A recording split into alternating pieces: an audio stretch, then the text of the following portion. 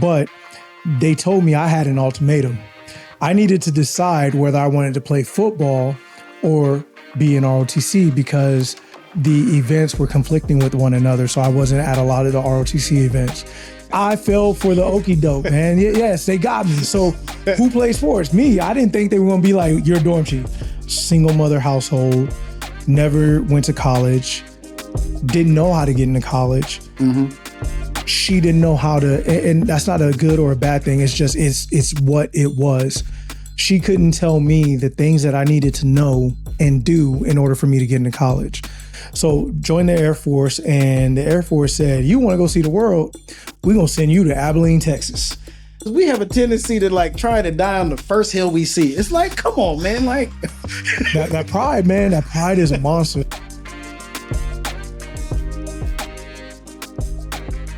My man's, my brother from another mother. Yes, sir. Ryan Nichols. That's me. We are out here, so we got a show for y'all. So I want you to just give us overall, who you are, where you're from, and really like what you did in the military, because that's the highlight for right now. Even though we're gonna talk about what you did after, but tell me about yourself. So what is this? What am I even here for right now? Oh, well, so yeah, we're gonna have an introduction of the show. Well, no, because we're gonna do that. You're gonna have an introduction. Yeah, my bad. Yeah, we already got the intro, and then we did the intro and then the outro because we just came up with the name for it like yesterday officially. Oh, what's the name? It's the Straighten Up and Fly Right podcast. Straighten Up and Fly Right. Yay. Yeah, I feel like it should have its own rap songs. Legacy Flight Academy's Straighten Up Fly Right podcast, with an ode to the Tuskegee Airmen, powered by Kilo Tango Aviation. So KT me. So that's what we out here doing. And really the purpose we're doing this is we want to share with everybody, the lifestyles or stories of people in the community that are examples for our students, for our volunteers, etc. So that's why you're here, because, I've known you for almost 20-something years? Yeah, man. So, I want to make sure that we're able to share your story, your perspective on, the world of aviation, STEM, and really being a high performer. Because in order to get into the careers that we get into, in some way, shape, or form, you got to be a high performer. And, it doesn't happen by accident.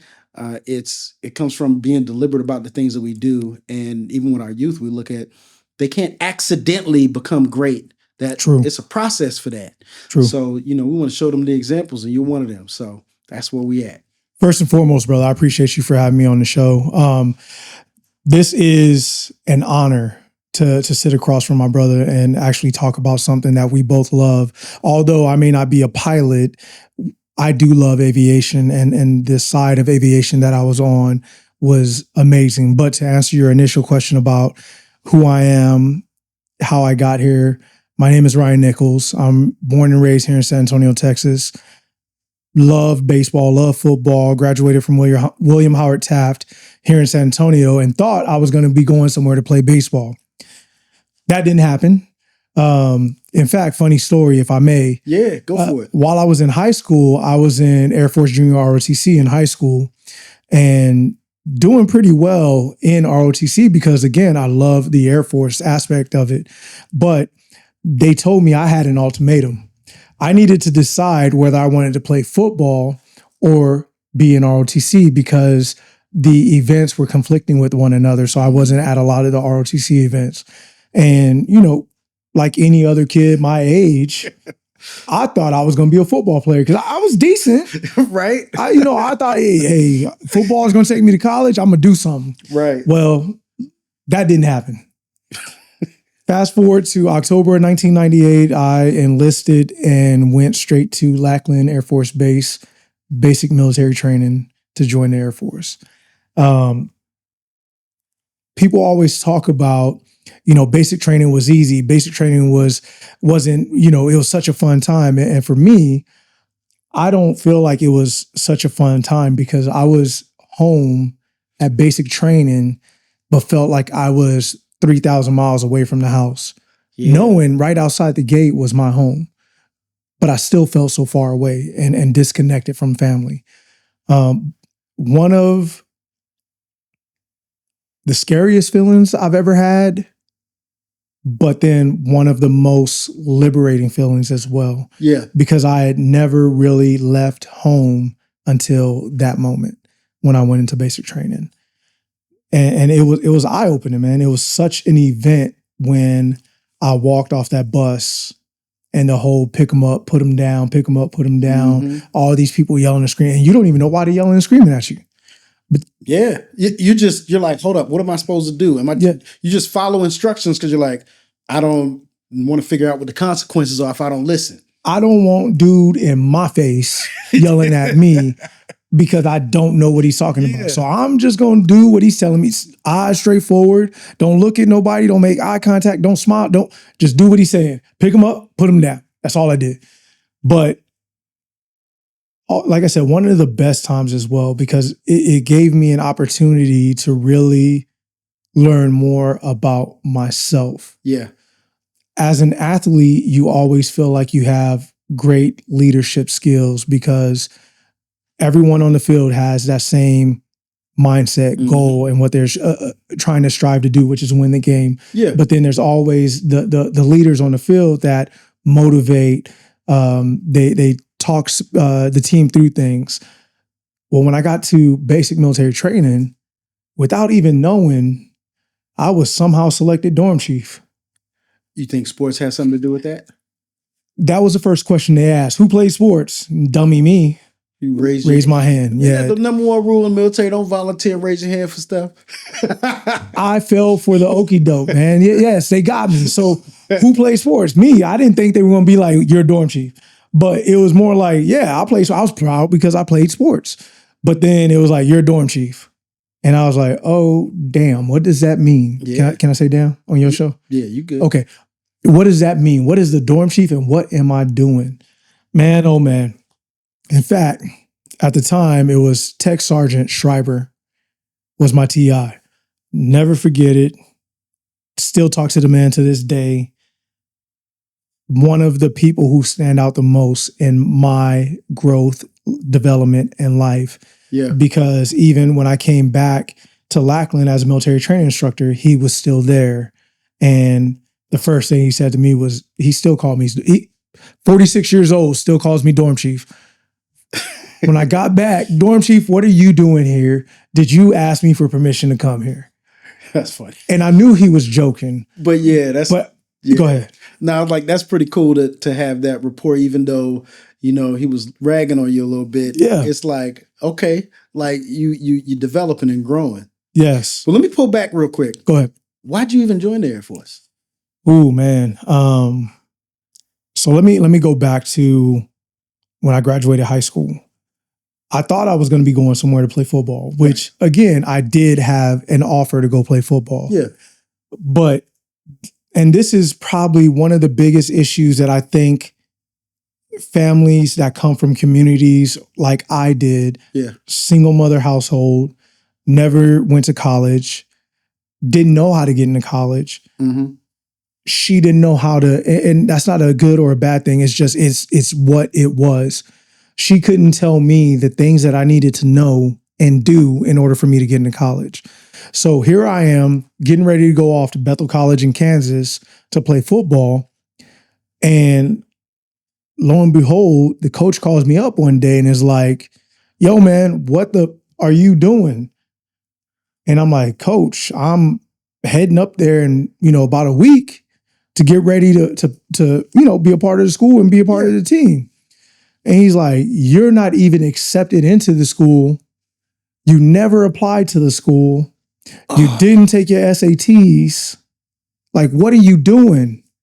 And all of that, man, in that moment, really, I don't want to say it changed the trajectory of my life, but it changed what I thought I was going to be doing. You know what? And that's a good point to bring up, right?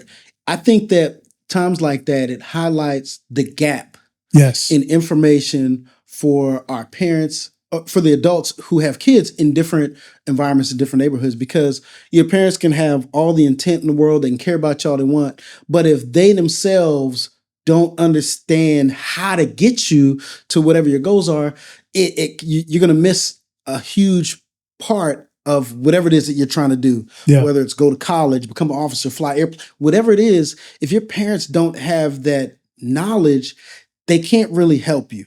Right. They'll help you with the things that they know. And the thing is, we know that being a single parent is one of the hardest things that you can ever do in your life. And Yes, you sir. can only give your kids what you have. Yeah, shout out to all the single parents out there. Yeah, like 100%. Cool. So that we'll come back to that, but that's a solid point that I think a lot of people face. And I think about there's a lot of people who are single parents who have students who participate in programs that we do or that I've engaged with and helped as well. So yeah. So the one thing that I will say, my mother instilled in me. So it's man, I get chills thinking about it. I was a young man raised by 3 strong women. My grandmother, my mother, and my sister are the women that instilled so much in me. You know, my mom from work ethic. You know, I would watch her get up first thing in the morning and walk off to the bus stop so she could come downtown to do her job at Alamo Wigs. Nobody knows what Alamo Wigs is today because it's no longer there. Even when I go by where her shop was, yeah, you know, I still get a lot of that nostalgia because, you know, the Riverwalk and the time that we spent there, man. So work ethic, you know, my grandmother, the stories she would tell me about coming up during segregation, slavery, working in a white person's home, taking care of a white person's kids and you know, raising them like they were their own. Like all those things I watched my mother, my grandmother, and my sister do instilled a lot of that work ethic in me. Yeah. And I'm not saying my father wasn't there. He was there, but it wasn't necessarily when he's in the household is completely different from when you go visit him for a weekend or, you know, you go stay with him for the summer. It's completely different. Right. So the foundation was set by those 3 ladies in my life and I love them dearly. And man, I could sit here and tell you stories for days about, you know, things my grandmother told me, things my sister told me, things my mom told me, but the work ethic, they were able to put that into me. But again, the not knowing, and I don't want to call it ignorance. It was just something that they never, like it's exposure. They weren't exposed to the things that you were trying to do. And correct. And I've seen it a lot of times where you have students who they have good grades. They obviously know how to read, have good math, you know, understand math. They're doing well, but they don't have access to the information to go to the next level. And so it's like, well, what do I do next? Because I don't even know how to get to that next thing. And so the crazy thing is that unless while I was in school and I watched it and I experienced it, unless you were that kid that was in that top, you know, 10%, or your parents were there every day talking with the counselors, anytime you went into the counselor's office, and this is literally what happened to me when I would go to the counselor's office. I would walk in and I would tell them what I wanted to do, and they would go, "There's a computer over there. Go do your research." It wasn't helpful because, again, I didn't know what I didn't know. It's frustrating because we see that so much, and then we wonder why in our community why we have lack of representation in some of the careers that we want to get to, because the effort's not put there from other people unless someone's coming over the top for these different people to advocate for you or to push for you. Yes. So once they see that, oh, someone's coming up to school and putting pressure on you, then they'll be like, oh, I better get to work. And as you know, with 3 boys, you probably have learned a lot from things that you may have missed out on just from access that now your kids will never have to miss out on, because I bet you them people at the school know who you are. You know, it's funny you say that, because as soon as I walk into school, they're greeting me, they're talking to me, because again, it's what we went through, my mother and myself, what we went through.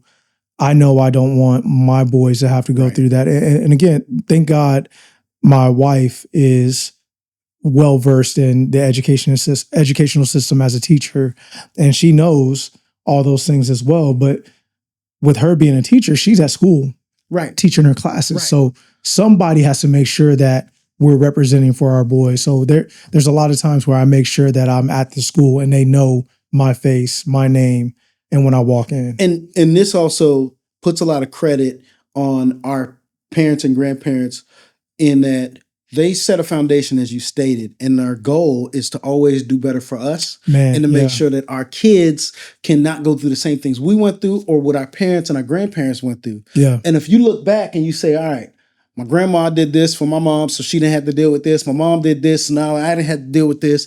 And so because of all of what they did, I'm going to make sure I learn those lessons so that I make sure that my legacy continues and we're constantly improving every step of the way. Yeah. And that's the piece that when we look at our generational growth, Yes. when it comes with family, you have to take and look at the people that came behind you so you can learn from their mistakes and the things that each didn't know so that now we all are learning together and your grandkids are gonna be even more set up. Yes. You know, because there's things as much as we know now, there's things that we don't know. We still don't know. Because it's like, man, we're doing a lot better, but I'm gonna be happy when I can see the things that we didn't know that our grandkids are gonna be getting. This gonna be like, I said, man, I'm glad I taught these kids because now they're going even farther than we did.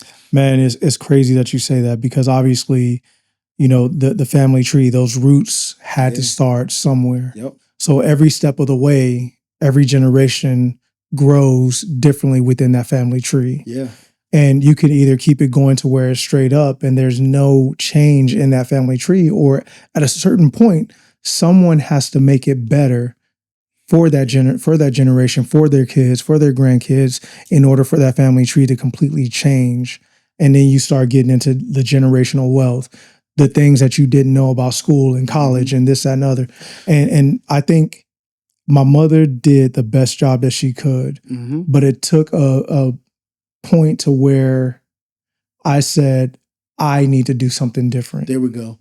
And that's the thing too, is your parents can only give you so much. Yeah. At a certain point, it's like, all right, I've given you everything we got. Yeah. That's on you, Ryan. So now what are you going to do with everything that I prepared you for? Yeah. So even though you couldn't go to college because you didn't know what to do to get there, you then did the next thing. You're like, all right, well, I'm going to go join the Air Force. Yeah. And from what I gather, it's like that was familiar. You were in ROTC. So it was like, all right, well, that's a familiar next step because we live in San Antonio. It's 50 million, you know, it's military city USA. So it's like, all right, well, what do I do next? Military. Yeah. And the crazy thing, the crazy and cool thing, right? Yes, I was in ROTC, but that wasn't my first exposure to the Air Force. Okay. My address at the time, 1019 Menchaca, west side of San Antonio. I went to Davy Crockett Elementary School. I would see every day one of our neighbors come home in his Blues uniform. And I know his name. His name is Clem D. And I would always see him. Clem D always had the flyest cars. He always, again, just sharp, had it together. You know, that he was that cat in the neighborhood that a lot of the young fellas like looked to as an example. Yeah. Because he had his stuff together. He had the nice cars. He obviously wasn't in trouble. He went to a job every morning. Yeah. But without really knowing, that picture was being planted in my head as I got older. And then I understood, oh, he's in the Air Force. Exposure, right? Exposure, yeah. And that was my first engagement, exposure with the Air Force. And again, it was right on my street. So we went from sports to being a good enough athlete to have been accepted to go play sports in college, but didn't go. So you had the ability, the leadership and all that. You enlisted in the Air Force and you were munitions, right?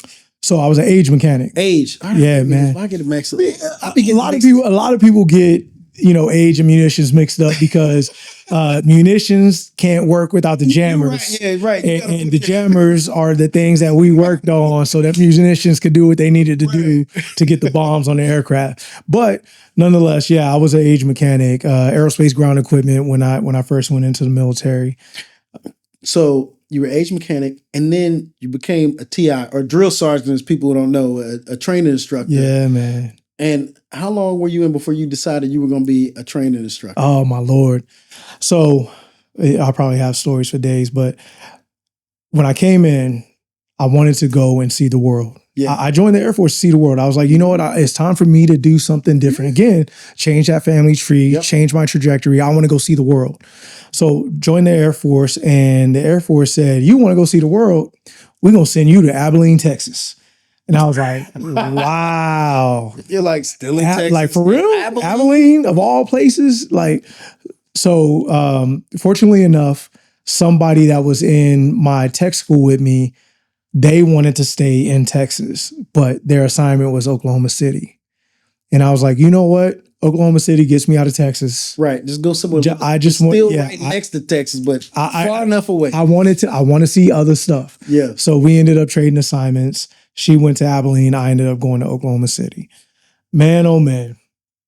Oklahoma City was a culture shock. It was just different. Not in a bad way. It just, again, I was an 18-year-old kid. Yeah. Leaving home for the first time, experiencing a different city, state, culture, things that I probably never encountered in San Antonio and Oklahoma. And so that in itself made me wanting to leave Oklahoma way sooner than I probably would have if you went somewhere else. If I went somewhere else, or if I was in a state of comfort. Yeah. But while I was at Oklahoma, one of my goals was to apply for the academy. Okay. Which I did. Yeah. I applied for the academy. I got selected, and I was supposed to be going to the academy. The Air Force Academy. Air Force Academy. I got selected to go to the United States Air Force Academy to go and finish my education. And as I graduate, become an officer in the Air Force. Well, there was a huge thing that needed to be done in there where my supervisor and my commander needed to send off some paperwork, and that never got done. So I got dropped from the class because that stuff never got done. So let me get this straight. You got accepted to play football, go to college. Yeah. Didn't happen because didn't have the paperwork and everything done. Correct. For that. You got accepted to go to the United States Air Force Academy. Yes. But that didn't happen because the paperwork wasn't done by somebody else at that point. You noticing the trend?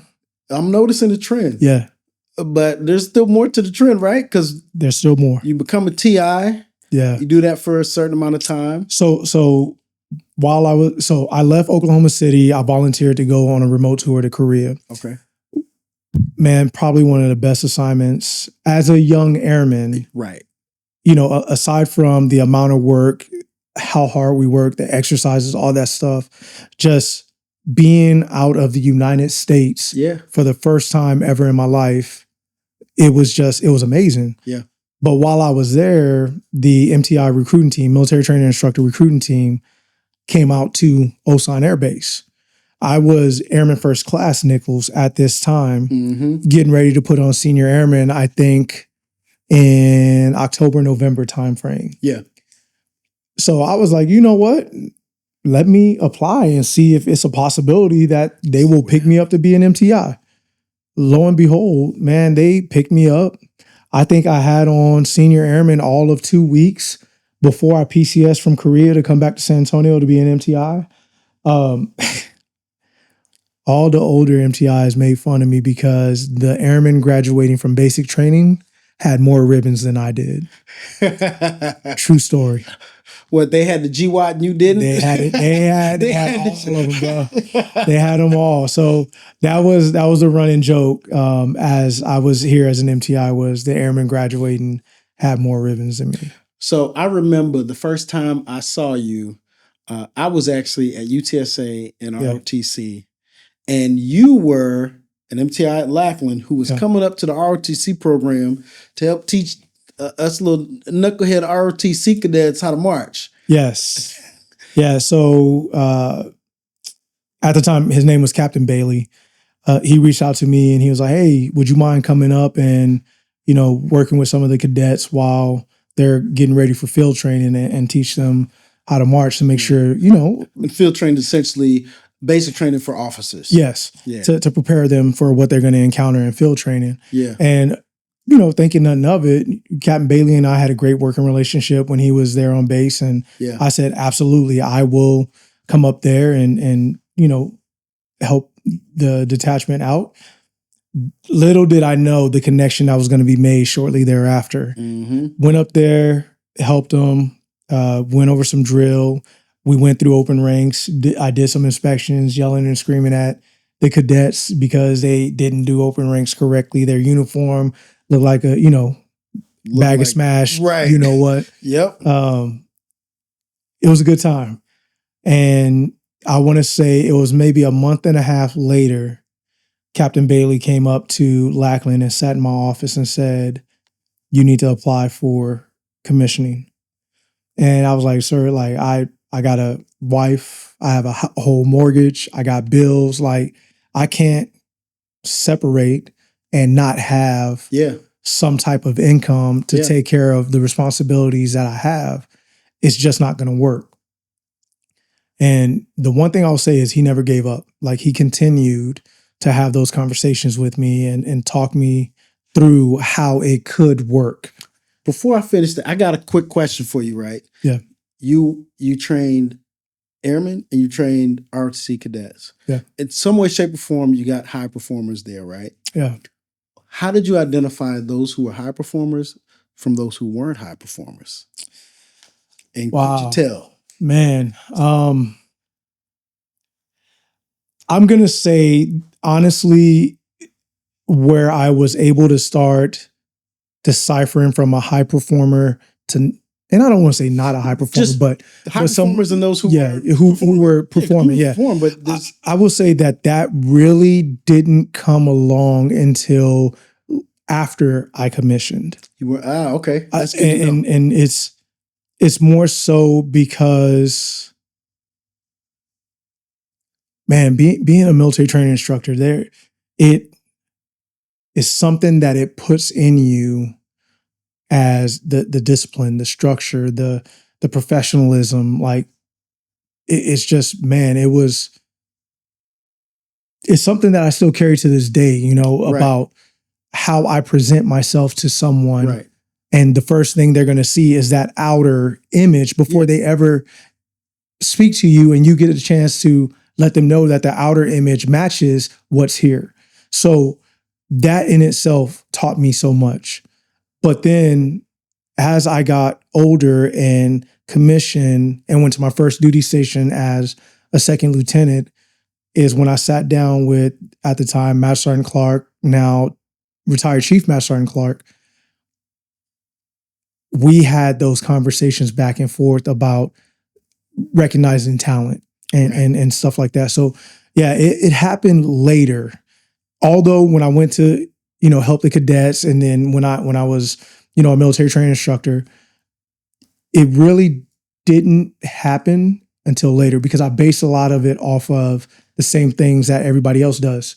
Good playing sports. Right. So that's a good point you bring up, right? Is you're like, all I have is this outside first impression initially. And then as you became more seasoned and had more experience, you were able to actually identify what real high performers were, right? Yes. And so I bring that, I kind of alluded to that to come back to the fact there's a reason that, was he Captain Bailey at the time or Major Bailey at the time? He was captain at the time. Captain Bailey knew you were a high performer. Yes. That's the point I'm sending and bringing back, right? Yeah. Because there's a reason he didn't let up, because he's like, Ryan is a high performer. Yeah. He identified that this guy's a high performer. Yeah, he looks good in uniform. Yeah, he's a TI, but I've watched him, and when you look at the things you've done up to that point, you're a high performer. Because one thing we hear all the time is consistent, sustained, superior performance. Yes. Right? And whether he knew it or not, it's like, if you already were accepted to college once, accepted to Air Force Academy doesn't select from the bottom. Right. You get selected to be a TI. You were the dorm chief. If you just look at multiple indicators of superior high performance, he could have known, outside of just how you looked in uniform, that, all right, you didn't get selected on all these by accident. If you were a faking high performer, you would have got selected one time for something and that's it. Yeah. So I bring it up to, like, he didn't let you go because he was like, this guy's a high performer. He can do more and he can excel. Brother, he was relentless. Yeah. And I to this day, I still talk to now retired Lieutenant Colonel Bailey. We still talk. And again, he changed my trajectory, if you will, because he wouldn't let go until I did it. And And I bring, this is a good point to bring up, right? A lot of times in our community, we look at like who's going to give you opportunities, who's going to fight for you. The thing that I've seen is when you're really good and you're excellent, who you are and who they are doesn't matter, because Major Bailey is not a black dude. He's not. And I bring, just for the sole fact that excellence supersedes like the color of your skin, your background. When you become really good, people are like, but you're excellent. You exude excellence. You're really good at whatever the thing that you do. None of the other stuff matters. No. It doesn't matter at all. And so the people that may get in your way or whatever, they're blocked out because you're over the threshold of reproach. Like nobody can say that this guy ain't worth it. You're like, this guy is top tier. Yeah. Check my resume. Man, it's crazy because I did it almost to just, I need you to leave me alone about it. But then there was a point when I was going through the process where a switch went off because I went to the education office to begin the process of applying for one of the commissioning programs. And when I walked in there, they told me I wasn't going to be able to do it. So at that point, it was like, oh, word, challenge accepted. Mm-hmm. And so then it was like a switch went on to where you weren't going to stop me. Yep. I'm going to be selected, and I'm going to be selected this round because you told me I couldn't. And, you know, Captain Bailey, he kept, you know, checking in with me to make sure I was doing all the things I was supposed to be doing. There was one of the counselors at the education office who heard the conversation of somebody telling me I wouldn't be able to do it. And she made sure every step of the way she walked that dog with me, man. Mm-hmm. And I love her for that because she, man, the day I got selected and the notification came down, I could hear her running down the hallway from the education office to tell me that I was selected for the commissioning program. Man. And, you know, she was in tears and I was in tears. And it was one of those things of, it was vindication of they told me I couldn't. And I showed them that I was going to, regardless of what they thought. So yeah, I was picked up for the Airman Scholarship Commissioning Program in 2007. Again, I wasn't separating. I wasn't going to be getting, you know, my my base pay, my BAH and BAS. All that went away, KT. I lost everything, even insurance. Yeah. It's funny because me and you, for the most part, we're similar because I separated in 2005. I did it in 2005. Yeah. And I did a 3.5 year program because I was like, I need to get done with this quick because I got a kid. And I remember similar like worries of like, I got people to take care of, it's responsible for. Yeah, man. And it's like you make a decision to remove like your guardrails as you make a huge life change. Yes. And I think, and you probably can agree, it's like you recognize that it's a big enough chance to take and it's worth it, you know, in the long run to take that risk to go and take that big leap, man. It was a huge leap.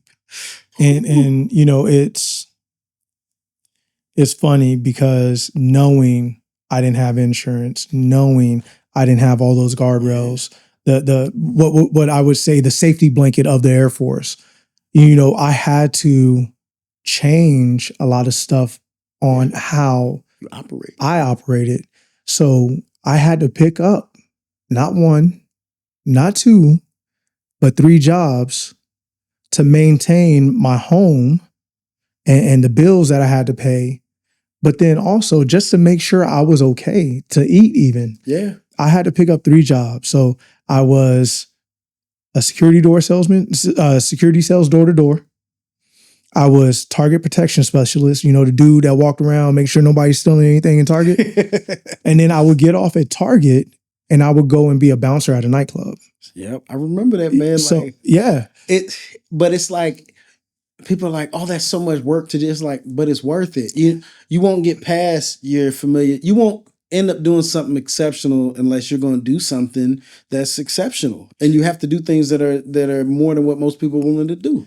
Absolutely. But I think it was a conversation, which was our initial engagement that you and I had.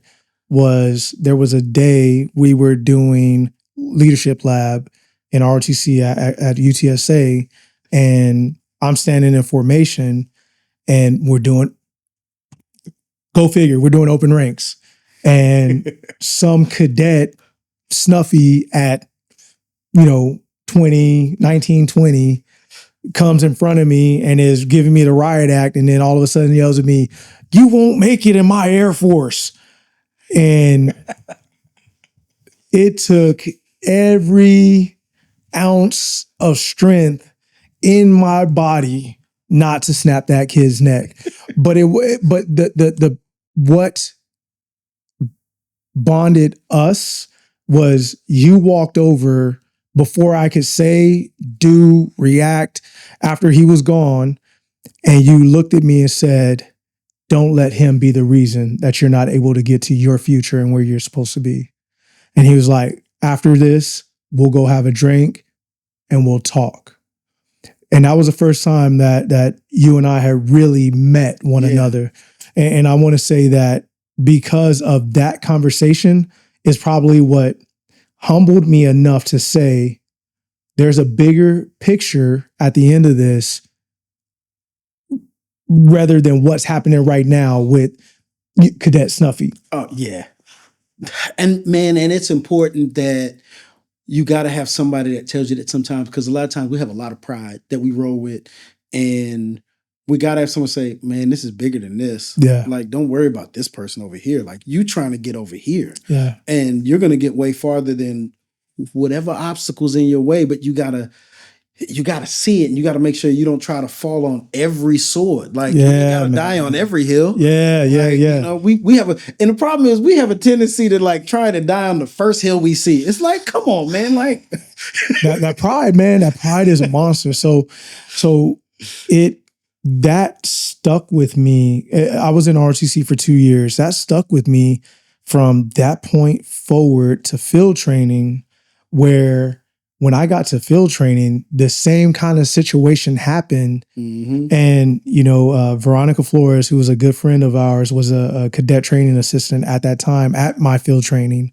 And there was one of the other CTA's, cadet training assistant, who was in my face, ripping me a new asshole, telling me that I didn't know how to fold shirts, throwing all my stuff out of the closet, out of my drawers.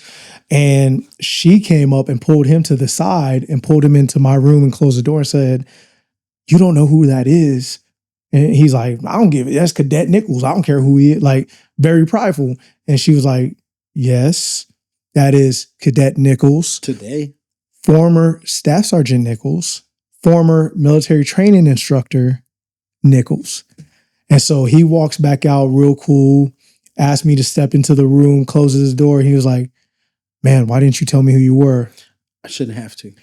And that's exactly what I told him. I was like, it doesn't matter what I did. What matters is where I'm trying to get to. Right. And this is something that I have to go through in order to get to that point. So that right there built another relationship that I never knew I was going to need to have in the future. They looked at me completely different after that. Not because I was those things, but because of the humility that I had. Right. Because as much as what you used to do, you're like, "Hey, I don't want special treatment. I'm here to get through this, period. That's what I'm here to do. Even though I've done these things, I just want to get through the program, and that's it. Yeah. That's what I'm here to do. I'm here to perform. And that's it. I'm here to do the job." Man, it was an amazing every step of the way. I thank the Air Force. I think you were a DG after field training as well. Oh, yeah, I was a DG. Once again, man, every time I turn around, you the man I see. Yes, I graduated DG from field training, distinguished graduate from field training, because I was hoping to get a pilot slot. And that was something that I really wanted to do, which brings us back to Legacy Flight Academy. Right. And so you ended up not getting a pilot slot. I did not get a pilot slot. Which is a whole nother Whole nother and that's a whole nother hour. Right. Well, that's a whole nother hour to talk about that. So we don't want to talk about that. We want to talk about what I did. Right. Yeah. So you ended up getting a job doing airfield operations. Yes.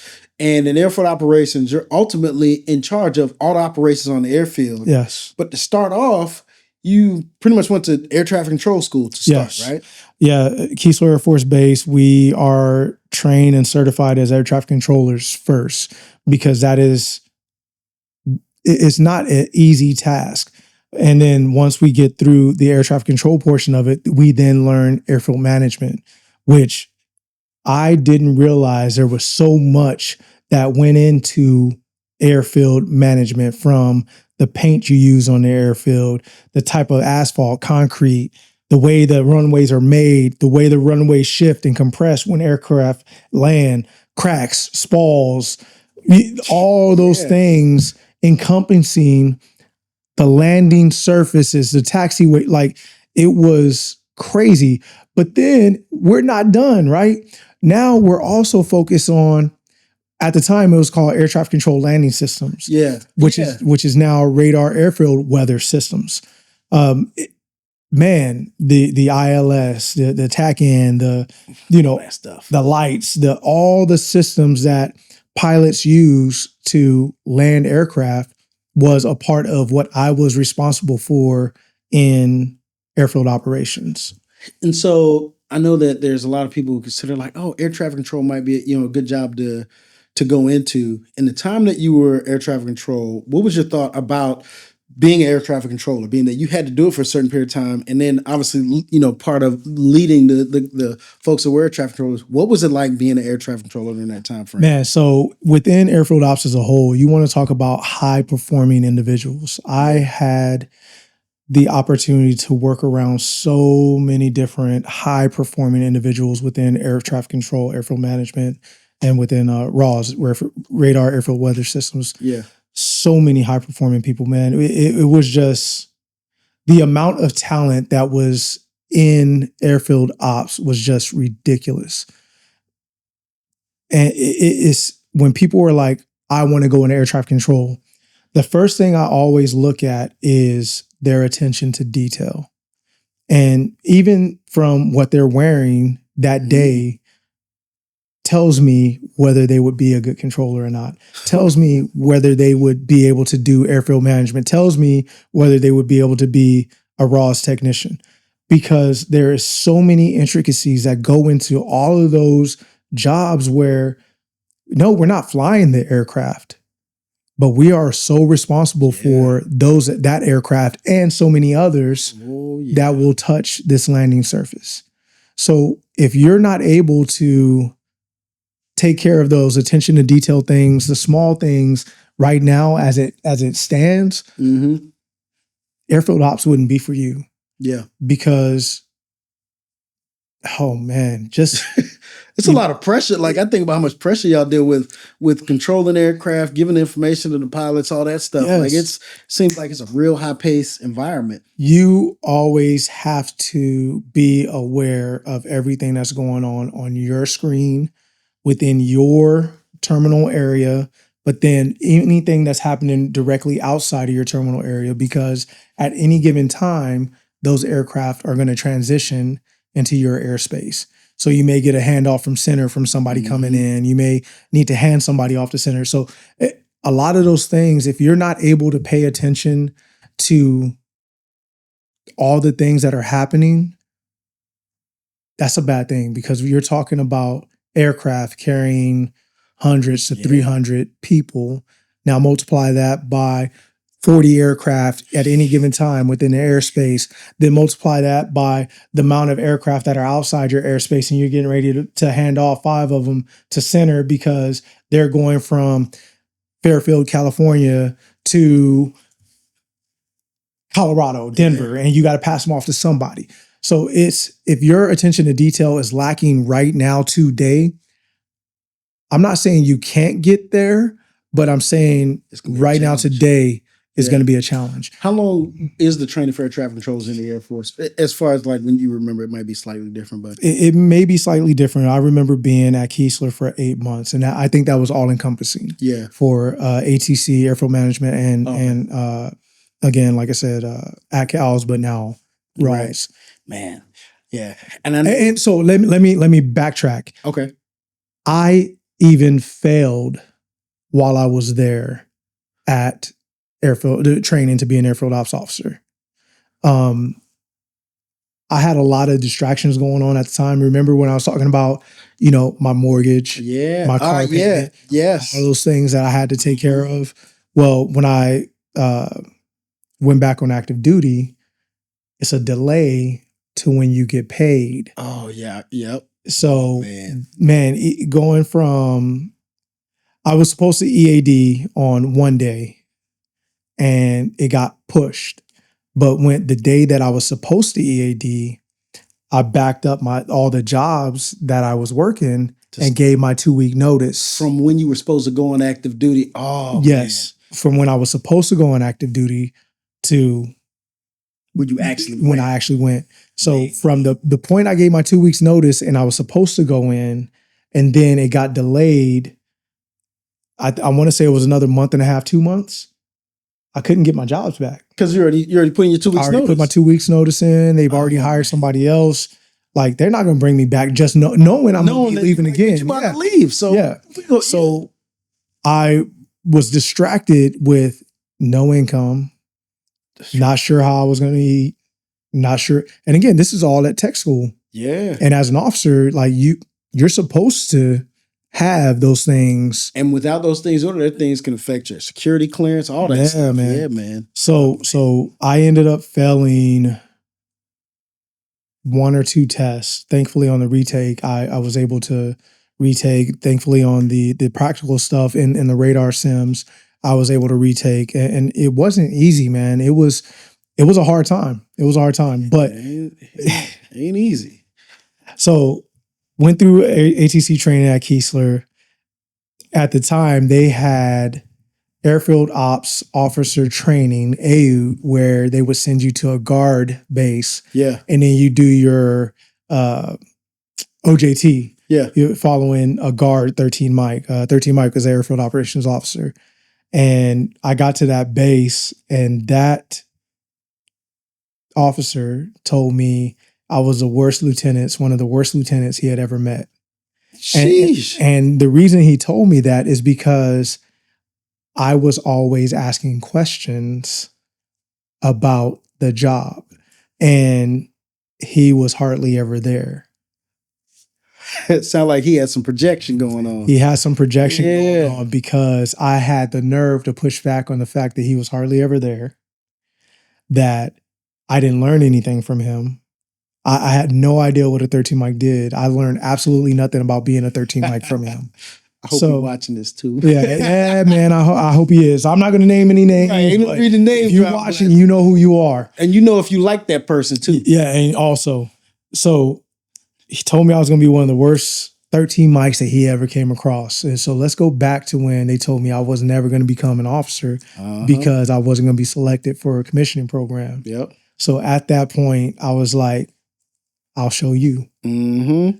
I was fortunate enough that the AU program got canceled, and I only had to be there for a year.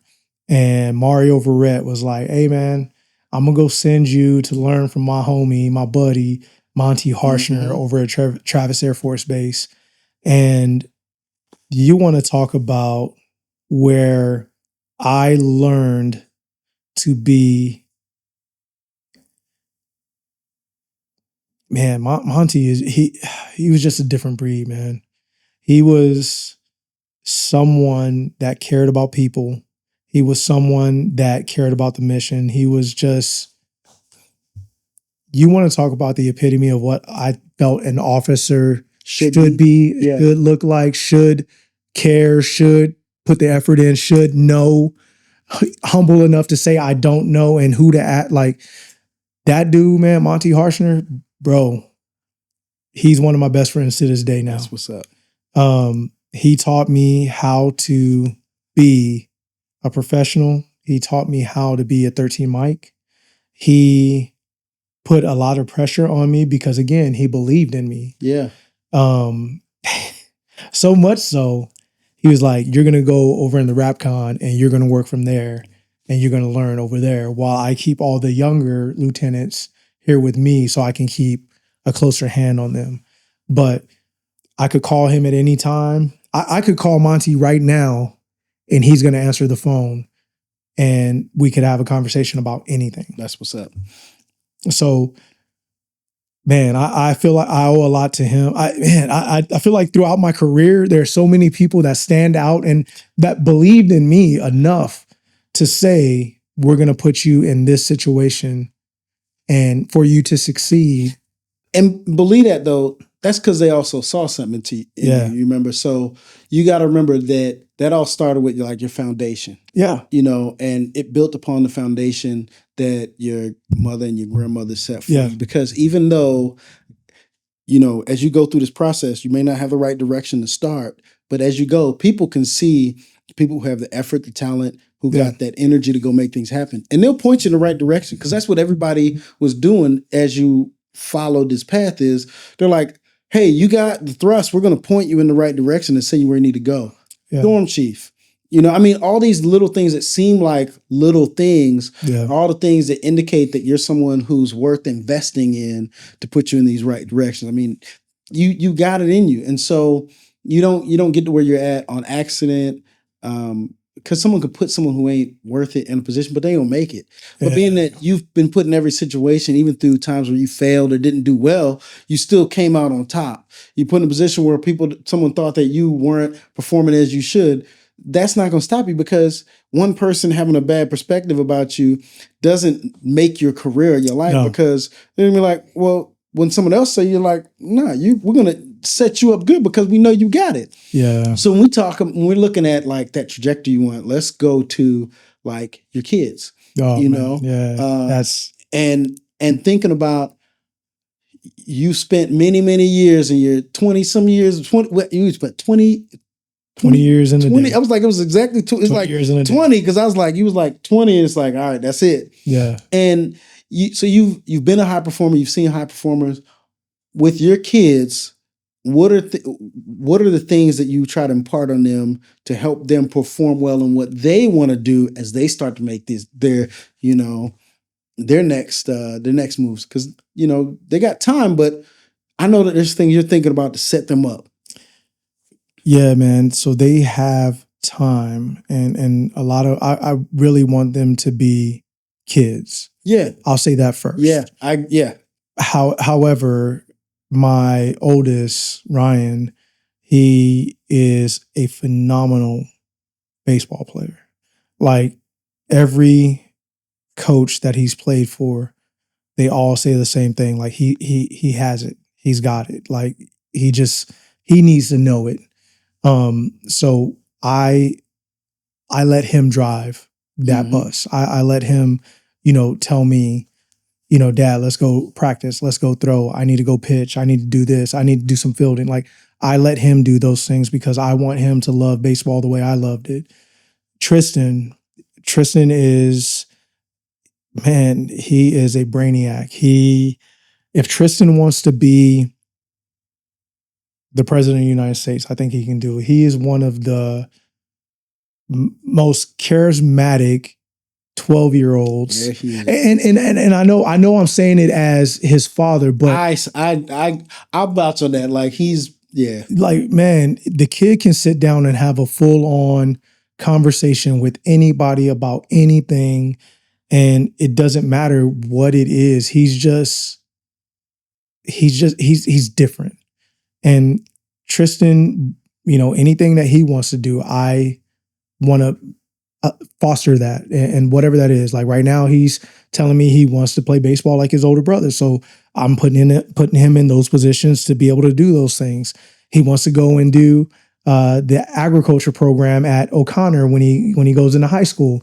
We're going to put him in a position to be able to do those things because what if he decides he wants to raise cattle once he grows older?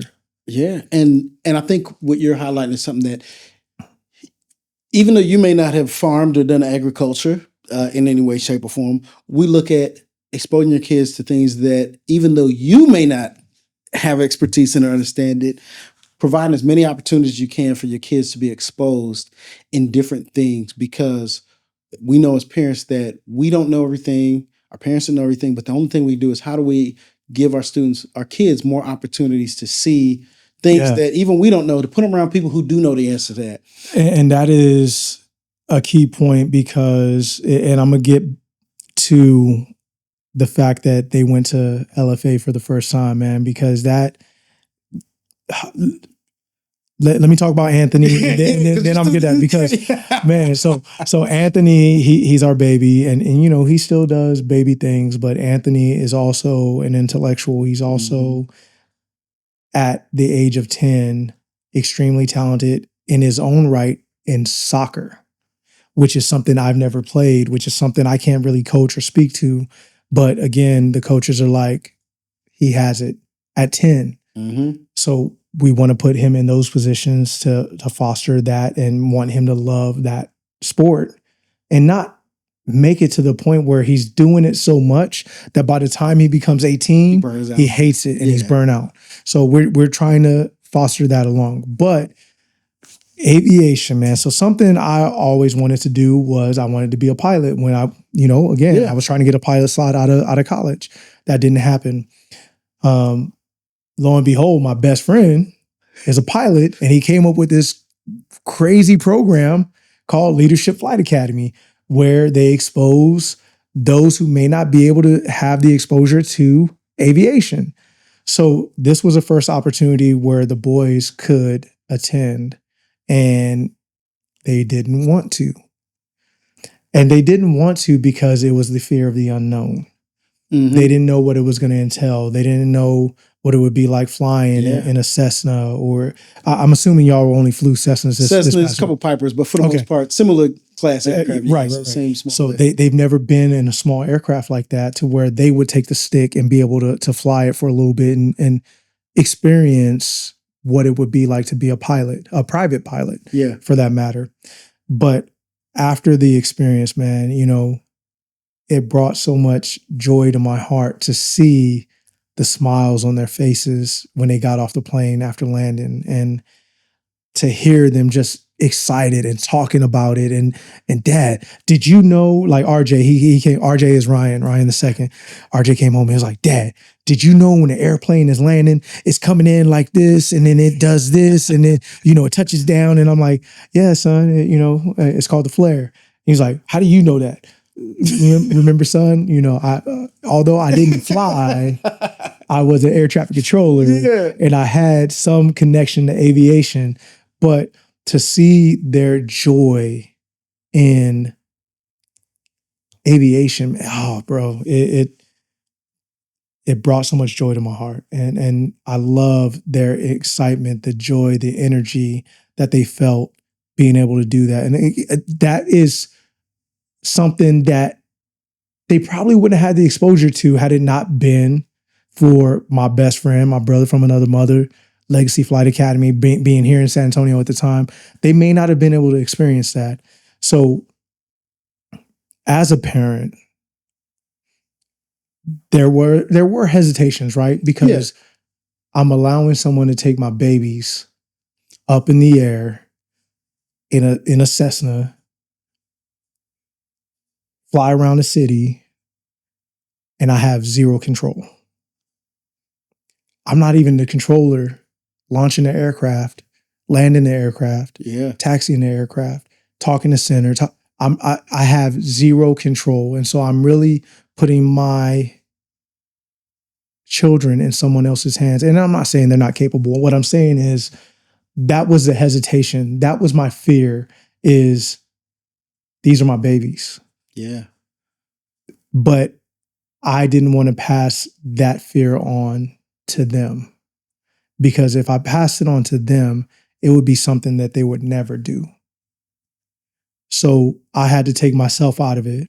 I had to talk my wife to take herself out of it, and let them go experience this, because you may not ever get to do this again. So let's see if you like it. And if you really love it and like it, it's something that you can pursue and do because we have the exposure and the opportunity because of the proximity of someone like a Kenny Thomas.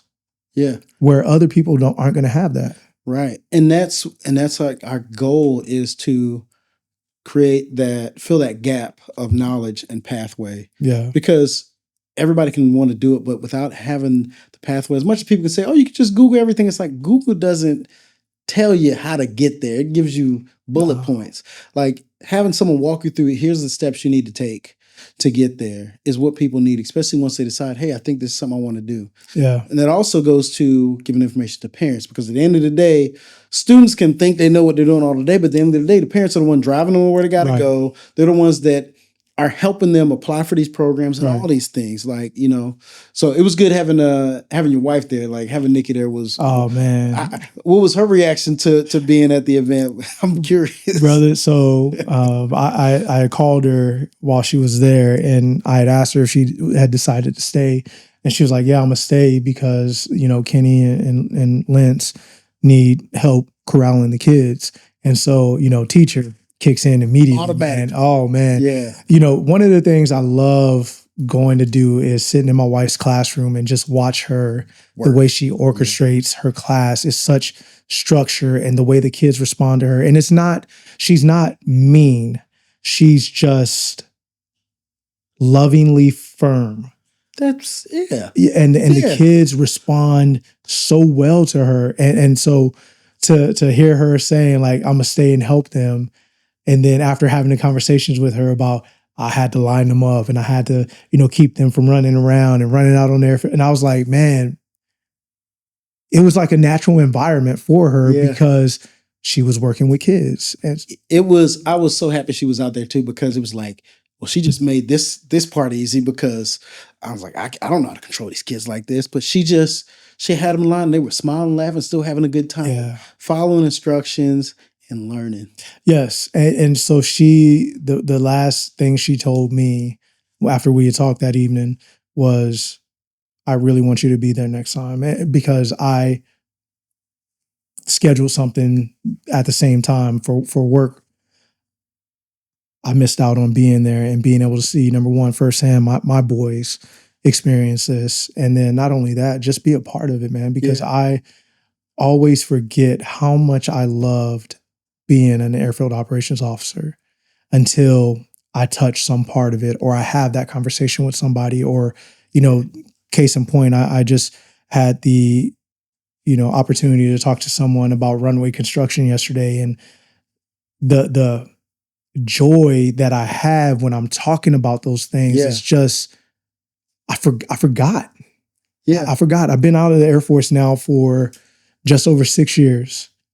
And I forgot how much I loved what I did in uniform. Yeah.